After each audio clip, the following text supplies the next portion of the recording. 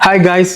So മത്തായിസ് Friday മാറ്റിനിലെ ഈ ആഴ്ചയിലെ movie നമ്മുടെ ബേസ് ജോസഫും ടൊവിനോയും ലീഡ് റോളിൽ വന്നിട്ടുള്ള അതിരടി. നമ്മുടെ അരുൺ അനിരുദ്ധനാണ് ഡയറക്ടറായിട്ട് വന്നിട്ടുള്ളത്. പേഴ്സണലി എനിക്ക് വർക്കൗട്ടായ ഒരു പടമാണ്.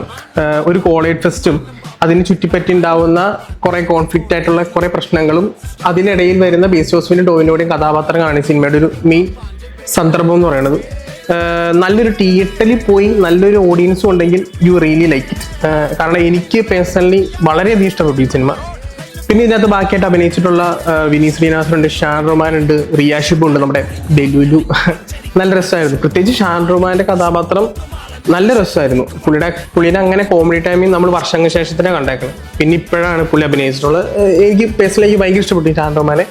പിന്നെ ഒരു ക്യാമിയോ ഉണ്ട്, അത് ഓൾറെഡി ടീം പുറത്തുവിട്ടിട്ടുള്ളത് ആരാണ്, പക്ഷെ എന്നാലും ഞാൻ പറയുന്നില്ല. കാരണം അതൊന്നും അറിയാണ്ട് പോയി കാണാൻ ആഗ്രഹമുള്ളവർക്ക് സ്പോയിലർ ആവണ്ട. ലിറ്ററലി ഷെയ്ക്കിംഗ് ആയിരുന്നു തിയേറ്റർ മൊത്തം ക്യാമിയോ വന്നപ്പോൾ.